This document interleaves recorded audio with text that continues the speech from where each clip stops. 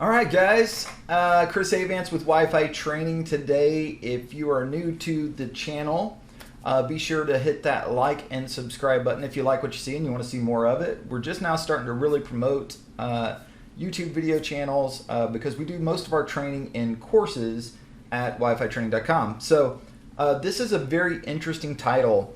We have been working on some new 6 gigahertz training at Wi-Fi Training, and part of that is just testing out different configurations, different controller configs, different device configs, endpoints, yada yada. There's a lot of new that has come out in 802.11 in the world of 802.11, in the world of Wi-Fi, right? Specifically, we're talking about 6 gigahertz and 802.11ax. Now this gets confusing for a lot of people because most enterprise clients today, they look at what the Wi-Fi Alliance naming schemes are. So we've got Wi-Fi 3, 4, 5, and 6, and now we have 6E. That 6E is a massive difference, okay, in Wi-Fi 6 and 6E because the FCC and different regulatory agencies around the world have recently released new 6 gigahertz spectrum. So we actually have 1.2, 1200 megahertz, right, of new spectrum available that we can use with 802.11. To put that in perspective, we only had 500 megahertz of spectrum previously with 5 gigahertz, but if you really thought about it, a lot of those had all these rules which made some of them unusable, so you might have only had a couple hundred megs of spectrum previously, megahertz of spectrum previously, where now we've got 1200 megahertz of spectrum. That is 59 20 megahertz channels, okay? Almost 30 40 megahertz channels, almost 15 80 megahertz wide channels, and or 760 megahertz wide channels. So we got a lot of new spectrum to use, guys. It's fantastic. We are finally seeing gigabit PHY rates with Wi-Fi, because even though we've had 5 gigahertz spectrum for a while, if you've watched any of our other courses, you've probably learned that a lot of that 5 gigahertz spectrum clients do not like, okay? So let's back up a little bit. I want to tell you a little bit of a story, okay? So back in the day, you know, we kind of go through the evolution of Wi-Fi protocols, and it started off with 802.11 prime, right? And 1 and 2 megs, you know, throughput, and then we went into 802.11a and B came out, you know, and then we get into high rate 802.11, all that kind of fun stuff, and OFDM, which came out in 5 gigahertz, okay?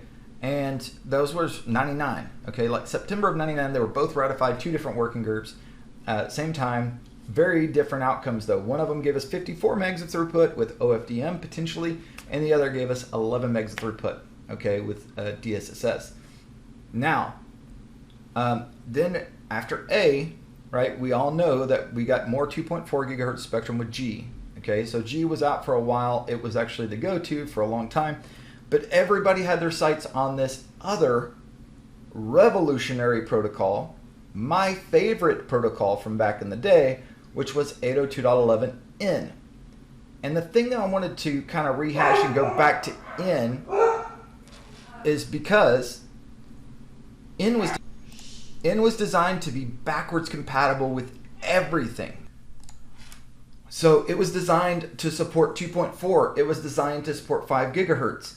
But everybody knew that 5 gigahertz is where we had the most spectrum. So although it sounded great to be able to use faster speeds and things like channel bonding, in 2.4 we really didn't have the channels to bond, okay? So it just was not possible to realize all those benefits on the 2.4 gigahertz spectrum. You really had to have the 5 gigahertz spectrum to realize those benefits. So we're now once again at a similar impasse with this WiFi6E. Okay, because it was designed with another revolutionary offering, okay? And that is the use of 6 gigahertz spectrum, okay? But Wi-Fi 6 did not get use of the 6 gigahertz spectrum. We got some of the new protocol support. It does support 2.4 and 5 gigahertz, again, designed to be backwards compatible with everything. But the 6E is what gives us all this new spectrum to utilize to finally do things like channel bonding, okay? So it's a massive deal to get 6E support, all right? But there was some issues with 802.11n, okay? With 802.11n, even though that was designed to be backwards compatible with everything, we had vendors who would sell devices and it would say 802.11n supported bandwidth or throughput, you can connect at 150 megs, okay? And right there, you knew something was a little fishy with it because the standard actually went up to 600 megs. Now, nobody designed a 600 meg NAP, so a lot of people thought the standard was about 450 megs for the 802.11n specification. But the only way to get close to that speed was to have 5 gigahertz support. So if I see a device that only supports 150 megs throughput, I know it's 2.4 gigahertz only. I know it's not 5 gigahertz capable. But we're talking about end users that don't really know the difference, okay? So whenever we have something like Wi-Fi 6 and we say that, you know, that is the next generation of Wi-Fi, so to speak, but then we've got 6E, a lot of people don't realize the difference in the two and how big of a difference that makes, right? So we're kind of in this second phase of, you know, understanding how big of a deal 6E is, okay? So just like 802.11n was revolutionary, it was revolutionary on 2.4 and 5, but it was really revolutionary on 5, right? Where we had the spectrum to use. And a lot of vendors didn't really comprehend all that. And they would sell devices with very limited capabilities, or they would choose the 2.4 gigahertz radio because it was designed to be backwards compatible with more technologies, right? If I put in a 5 gigahertz radio or a dual band radio, it was only N support and A support, right? But this is a little bit different. We have all this new spectrum to use, okay?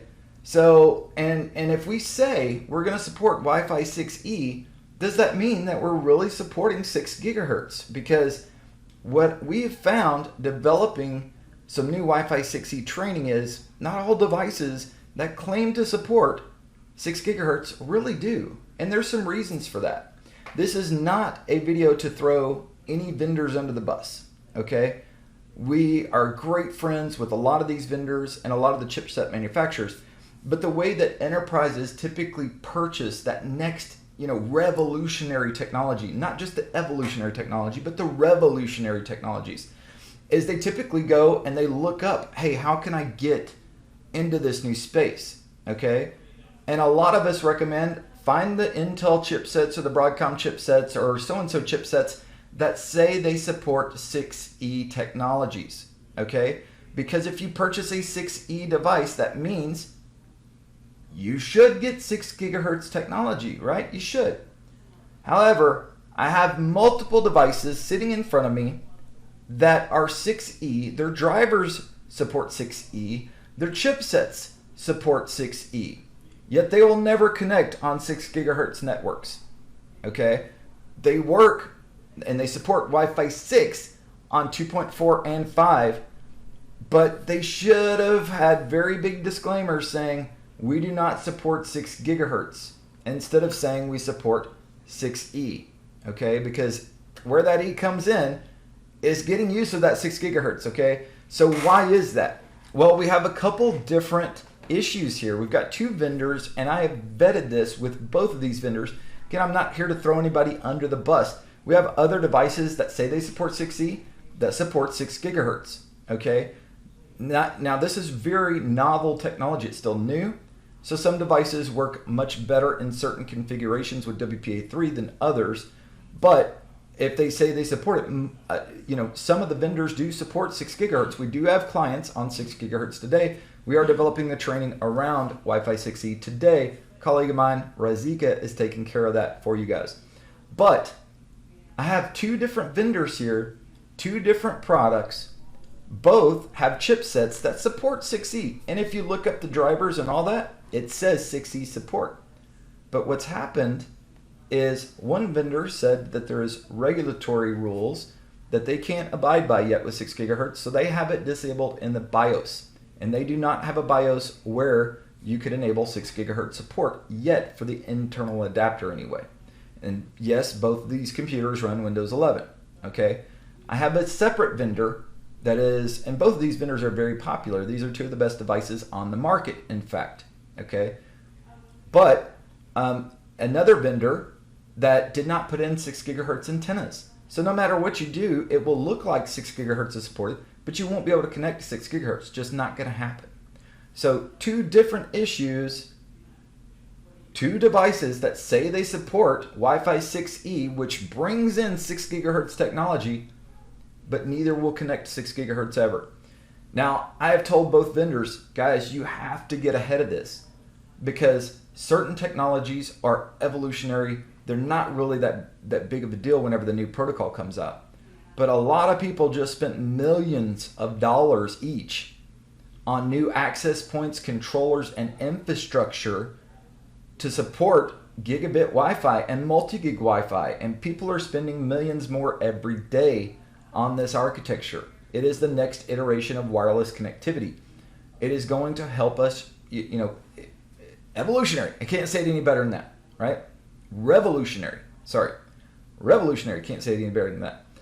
So if we are using chipsets that support a certain PHY, we need to make sure that we include capabilities for that specification, period. Back whenever 802.11n came out, we used to recommend to IT managers to make sure they got ahead of client procurement and purchase devices with a certain chipset in it that supported 802.11n and had to be dual band.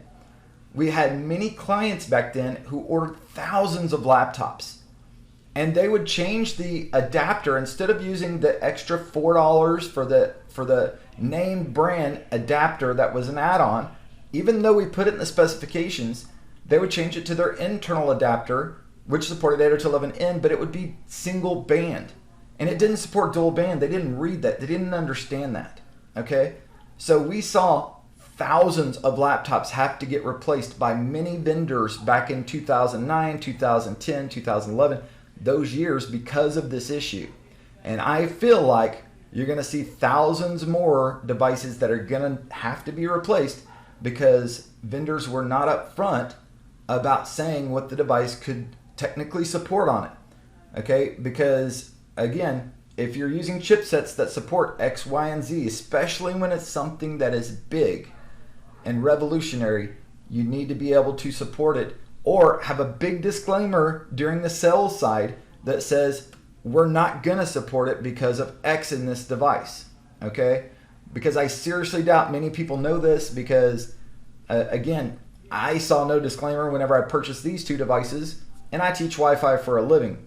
I would have noticed a big disclaimer if it said we are not actually going to support 6 gigahertz, even though the chipset says it can support 6 gigahertz technology. In fact, the reason I chose these devices were because they did support, they did show the chipset that I was looking for that I knew supported 6 gigahertz technology, and there was nothing telling me that it wouldn't. So only once I started doing the testing and through the other training we're doing, did we realize, hey, they're never sending probes for this technology. They're never sending a join request for this space, right? I'm never seeing the adapter search on this space. Okay, some tools I have would never show 6 gigahertz adapter actually doing anything. Okay, and we're going to have more details about that in our upcoming class. But the big issue here is that we're procuring devices based on it's supporting this new technology.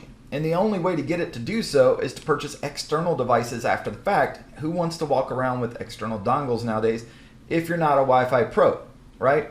So, or USB adapters or whatever the case is, right? Most of these devices are very slim form factor and they don't have easily expanded ports and modules. And who wants to have to do that with the brand new device they just purchased that said it supported X that really doesn't?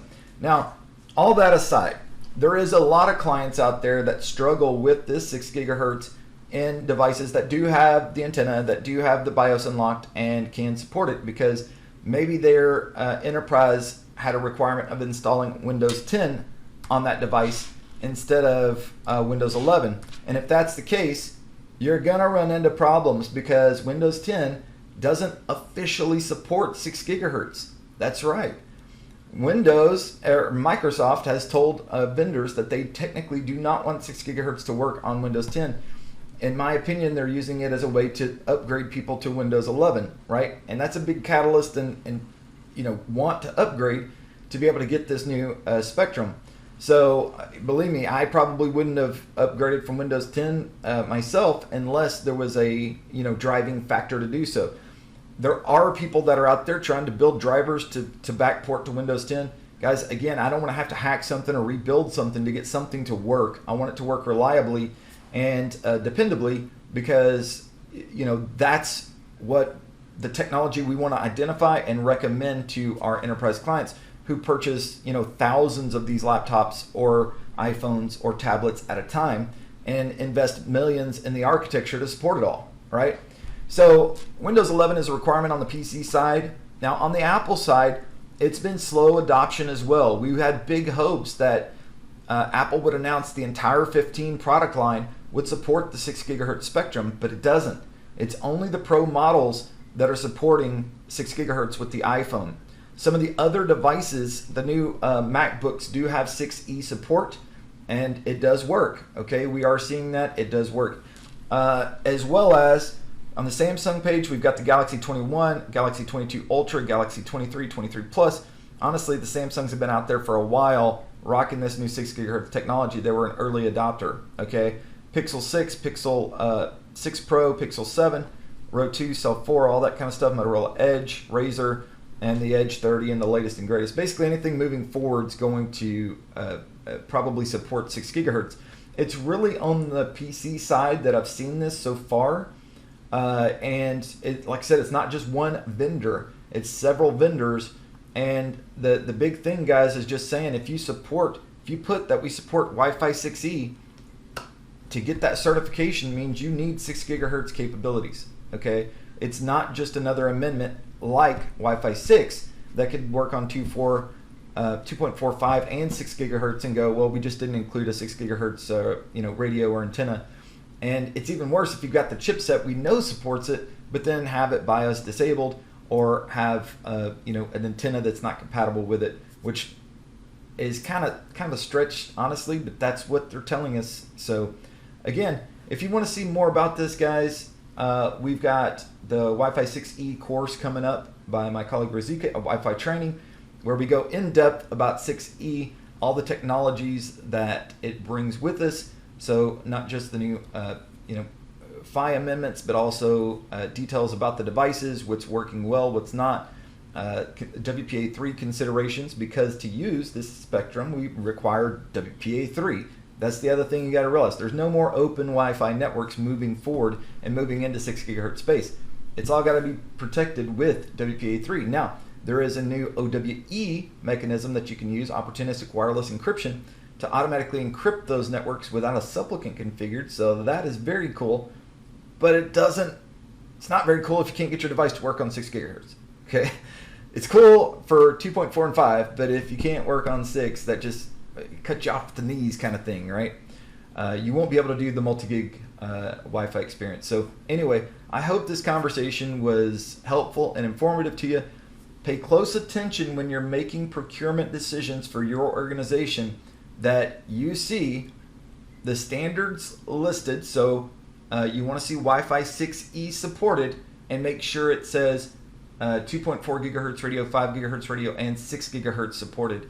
If it does not say all of those things, check with your account manager before you place those orders, guys, because this is another scenario like we had back with 802.11n, where there just wasn't enough knowledge yet about the standards and about what all it means and how big of a benefit this 6 gigahertz technology is, to the people that matter yet. So that make those implementation decisions on, should I include this and then turn it off or disable it somehow and all that kind of stuff.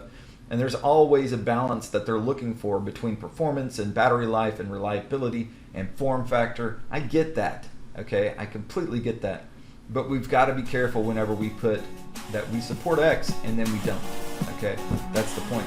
All right, hope you enjoyed it. We'll see you in the next one, guys. Cheers. Yo!